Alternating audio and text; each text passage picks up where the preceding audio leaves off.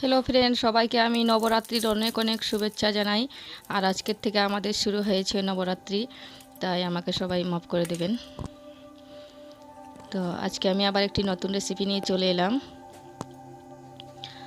তো দেখুন, এখানে নিয়েছি আমি আলু। তো আমি আলুগুলোকে আগে ভালো ভালো একদম পাতলা করে কেটে নেব। আর আমার রেসিপি যদি ভালো লাগে, আরও নতুন রেসিপি পাওয়ার জন্য আমার চ্যানেলটি সাবস্ক্রাইব করে দিয়ে না, যে যেখান থেকেই দেখছেন লাইক দিয়ে দেবেন একটি। আর আমার রেসিপি কেমন হয়েছে কমেন্ট করে জানাবেন। তো আমাদের আজকের থেকে নবরাত্রি চলছে, আমরা 9 দিন নবরাত্রি এখন করব। তো দেখুন, আমি আলু নিয়েছি একদম পাতলা পাতলা করে। তো সব আলুগুলোকে আমি এরকমভাবেই কেটে নিয়েছি।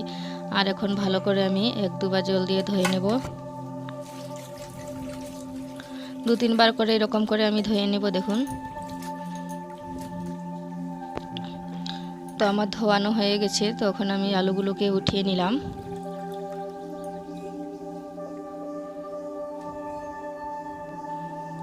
তো আলুগুলো কিন্তু আমি খুব পাতলা করে কেটে নিয়েছি। আমার রেসিপি যদি ফলো করেন তো আপনারাও খুব সহজে এরকমভাবে বানিয়ে নিতে পারবেন। তো দেখুন, আমি এখন আলুগুলোকে একটা ধোয়া গামছার মধ্যে নিয়ে নিয়েছি। তো আমি আলুগুলোকে একদম শুকনো করে নেব। তো দেখুন, আমার আলুগুলো একদম শুকনো শুকনো হয়ে গেছে। তো আমি এবার গামছার থেকে আলুগুলোকে তুলে নেব।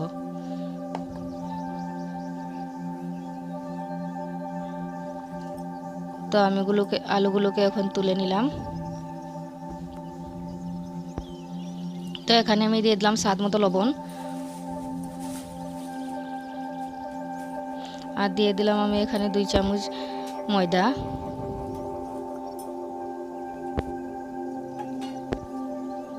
তো আপনারা ময়দা যে যার আন্দাজ মতো দেবেন। তো এখানে দিয়ে দিলাম আমি সামান্য গোলমরিচের গুঁড়া, আর দিয়ে দিলাম শুকনা মরিচের গুঁড়া 1 চামচ থেকে একটু কম। তো সবগুলো দিয়ে আমি ভালো করে মেখে নেব। আর এখানে আমি সামান্য হলুদও দিয়েছিলাম।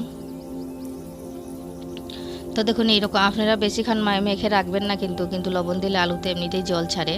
তো দেখুন, আমার হয়ে এবার আমি কি সুন্দর আলুগুলোকে গোল গোল করে চপের মতো ভেজে নিচ্ছি। তো সবগুলোকে আমি এরকম করেই ভেজে নেব।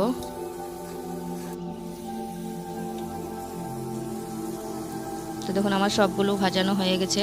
এবার আমি উলট পালট করে লাল লাল করে ভেজে নেব। একটু কম আঁচেই ভাজতে লাগবে, বেশি আঁচ দিলে উপরে লাল হয়ে যাবে আর ভিতরে কাঁচাই থেকে যাবে। তো দেখুন, আমার চপগুলো হয়ে গেছে নাস্তা আলু রেসিপিটা। তো এবার আমি আলুগুলোকে নামিয়ে নিলাম।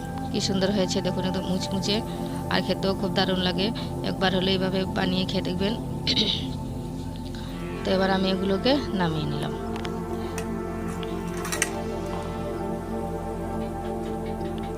দেখুন কি সুন্দর হয়েছে, আর কত মুচমুচে হয়েছে দেখুন।